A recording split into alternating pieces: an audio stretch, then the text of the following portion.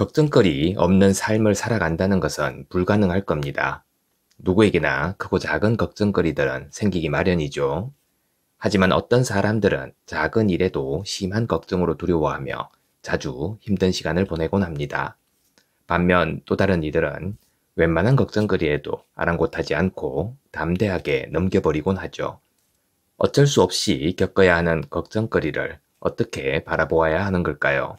여기 명쾌한 답이 있습니다. 삶을 변화시키는 채널 Change My Life입니다. 오늘은 가오르 고팔다스라는 수도승의 책, 아무도 빌려주지 않는 인생책에 나오는 메시지 중 하나를 소개해 드리려고 합니다. 출판사는 수호서재이며 옮긴이는 이나무님이네요. 그럼 시작해 보겠습니다. 어느 날 1시간이 넘도록 계속해서 제 휴대폰의 알림음이 울렸습니다. 무슨 난리법석인지 확인을 해야만 하였죠. 비밀번호를 입력하고 왓츠앱을 열었습니다. 제 계정에 이해할 수 없는 메시지들이 쇄도하고 있었죠. 일부는 제가 속한 단체 대화방에서 온 것이었지만 많은 메시지들은 제가 수년간 연락을 하고 지낸 개인들로부터 온 것이었습니다. 그 메시지들은 한 가지 공통점을 가지고 있었죠. 모든 메시지에 3.4MB의 동영상 하나가 첨부되어 있었던 겁니다. 놀랍게도 사람들은 저의 모습이 담긴 동영상을 저에게 보내오고 있었던 겁니다. 그것은 제가 우리 사원에서 대학생 150명을 대상으로 한 강연을 앞뒤 맥락 없이 편집한 농담하는 장면이었죠. 그때까지 유튜브에서 제 강연 영상 몇 개가 주목을 받긴 했지만 다른 소셜미디어에서 이토록 주목받기에는 처음이었습니다.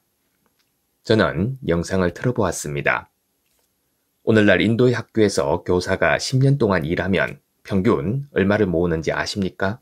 아마도 10만 루피나 20만 루피쯤? 하고 저는 청중에게 묻고 있었죠. 여기까지는 좋았습니다. 아무런 위험이 감지되지 않았죠. 저는 우리 사원 본당에서 높은 방석 위에 앉아 마이크에 대고 활기차게 말하고 있었습니다. 오늘날 인도에서 소프트웨어 기술자 한 사람이 10년 동안 일하면 평균 얼마나 벌 수 있는지 아십니까? 아마 400만 루피나 500만 루피쯤 벌 수 있을 겁니다. 아직 논란의 여지가 있는 것은 아니었죠. 저는 계속하였습니다. 좋은 정치인이 아닌 부패한 인도 정치인이 10년 동안 사기를 쳐서 돈을 벌면 3억에서 4억 루피쯤은 저축할 수 있을 겁니다. 몇몇 사람들은 이 발언을 외면할 겁니다. 인도에서 정치권의 부패는 민감한 문제이죠. 하지만 부의 축제와 관련해서는 아니지만 저도 한 사람의 일원이기도 한 그 다음에 언급한 대상으로 인해 저는 분노의 메시지를 받기 시작한 겁니다. 여러분, 이 옷을 입고 있는 사람들이 얼마나 벌 수 있을지 상상해 보세요.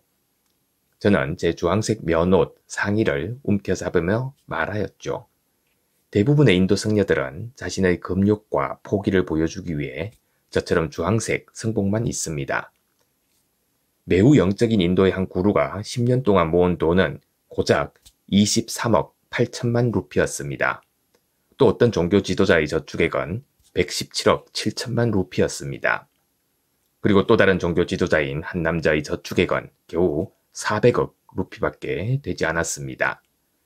비록 그것이 단지 농담일 뿐이고 제가 특별히 누군가를 지칭한 것은 아니었지만 몇몇 사람은 제가 누구를 말하는 것일지 상상하며 킥킥거렸죠. 여러분, 현명하게 직업을 선택하세요 라고 저는 외쳤습니다. 이제 청중은 열광적으로 웃으며 박수갈채를 터뜨렸죠. 그 소리가 대리석 벽에 울려 퍼졌습니다. 몇몇 학생들은 발작적으로 웃으며 바닥을 뒹굴었죠. 영상은 거기서 갑자기 잘렸습니다. 처음에 저는 사람들이 저희 강연을 즐기고 있다는 사실에 신이 났습니다.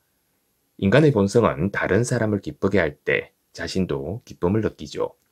하지만 왓츠앱 메시지들을 아래로 스크롤하며 몇 개 더 훑어보자 엇갈린 반응이 있는 것이 분명해졌습니다. 한 메시지는 이렇게 말하고 있었죠.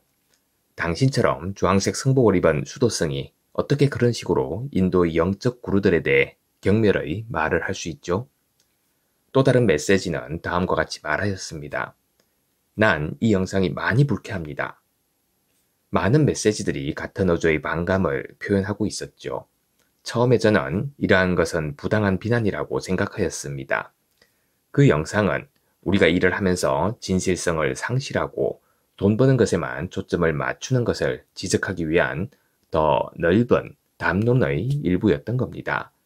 저는 대중을 즐겁게 하는 것을 좋아하지만 단지 삶의 교훈을 가르치기 위해서일 뿐이었죠. 저는 결국 수도성이지 코미디언이 아니니까요. 그때부터 저의 생각이 치달리기 시작하였습니다. 만약 이 영상이 그것을 악의적으로 이용하는 사람들의 손에 넘어가면 어쩌지? 만약 어떤 영적 구루가 기분이 상한다면 어쩌지? 만약 그들이 내 아쉬람이나 내가 속한 단체, 나의 스승에게 불만을 터뜨린다면 내가 나의 공동체에 수치심을 안겨주게 되는 건 아닐까? 내가 사람들 앞에서 말하는 것이 금지될까? 그들이 나를 명예훼손으로 고소할까? 저는 영적 지도자들을 모욕할 의도는 없었습니다. 그들 중 많은 이들은 제가 개인적으로 아는 사람들이었죠. 그들은 순수하고 성실하며 벌어들이는 수입을 건설적인 목적으로 사용합니다. 그러나 제 말에 의문을 제기하는 메시지들이 쏟아지면서 저는 최악의 경우를 떠올리지 않을 수 없었습니다. 저는 이 상황이 전혀 감사하지 않았죠. 처음의 동료를 겪으면서 저는 차츰 방어적이 되어 갔습니다. 어쩔 수 없는 상황에 대비하기 시작하였고 주황색 옷을 입은 저희 도반들에게 이 일을 어떻게 설명할지 머릿속으로 계획하기 시작하였죠. 소송의 쟁점이 될 경우를 대비해 진술서 초안을 작성하기 위해 변호사 친구에게 전화를 걸기도 하였습니다. 그는 그렇게 되지 않을 것이라고 장담하였지만 불안감이 저를 앞질렀습니다. 새로운 왓츠앱 메시지가 올 때마다 혈압이 상승하였죠. 저는 보통 새벽 4시에 일어나 아침 명상을 합니다.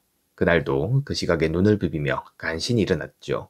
침대에 앉아 나에게 무슨 일이 일어났고 앞으로 무슨 일이 일어날 수 있는지 생각을 하였습니다. 휴대전화를 집어들며 최악의 상황이 두려웠죠. 전화기의 눈부신 화면에 익숙해지자 즉시 왓츠앱을 열었습니다. 제 영상을 저와 공유하는 수많은 메시지가 도착해 있었죠. 어떤 메시지에는 분노가 담겨 있었고 또 다른 메시지에는 애정이 담겨 있었습니다. 저는 여전히 불안하였죠. 이 불안은 함께 생활하는 동료 수도승에게서 이미지 하나가 첨부된 메시지를 전송받을 때까지 지속되었습니다. 마음이 작용하는 방식은 믿을 수 없을 만큼 놀랍습니다. 한순간에 삶을 두려워하다가도 다음 순간 완전히 평화로워지기도 하죠.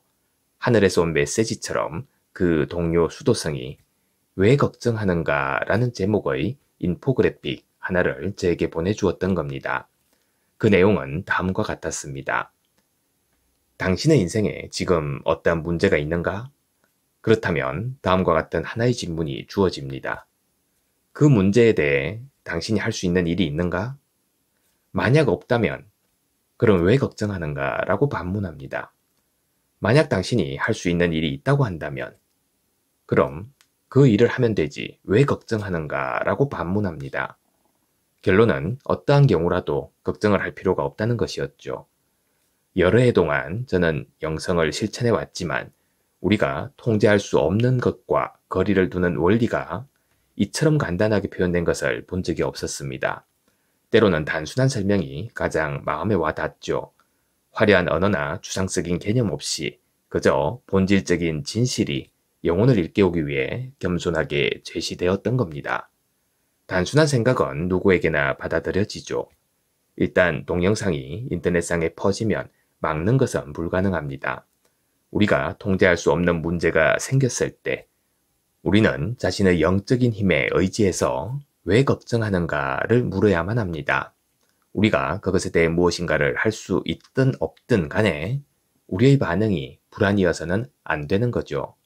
우리가 통제할 수 없는 상황으로부터 자신을 분리하는 법을 배우는 것은 개인의 성장을 위한 필수적인 기술인 겁니다. 이것은 제가 게으름을 지지한다는 의미가 아닙니다. 우리는 상황을 바로잡기 위해 최선을 다해야 하지만 그 이후에는 불쾌한 상황에서 주의를 다른 곳으로 돌려야 하죠. 한 시점에서 나쁘게 보인 것이 우리에게 좋은 것으로 판명될 수도 있고, 다른 시점에서 좋게 보인 것이 나중에 나쁜 것으로 판명될 수도 있습니다. 삶에서 대부분의 일들은 우리가 통제할 수 없는 것들이죠. 우리는 어떤 상황도 보이는 그대로 판단해서는 안 됩니다. 결국 제 삶을 가로막을 줄 알았던 그 영상이 가장 큰 축복으로 드러났습니다. 그 사건은 제가 소셜미디어에 참여해 전 세계 수백만 명의 사람들에게 영감을 주는 여행을 시작하게 해주었고, 나아가 이 책을 통해 저의 메시지를 전달할 수 있는 기회를 가져다 주었던 겁니다. 다시 한번 말하지만 어떤 상황이 오더라도 다음과 같이 분석해 보세요. 이것은 내가 통제할 수 있는 일인가? 이 질문에 대한 대답이 yes와 no 중 어느 것이더라도 답은 언제나 왜 걱정하는가로 귀결됩니다. 감사합니다. 매일 아침 소중한 메시지를 전해드립니다. 구독과 좋아요 부탁드립니다.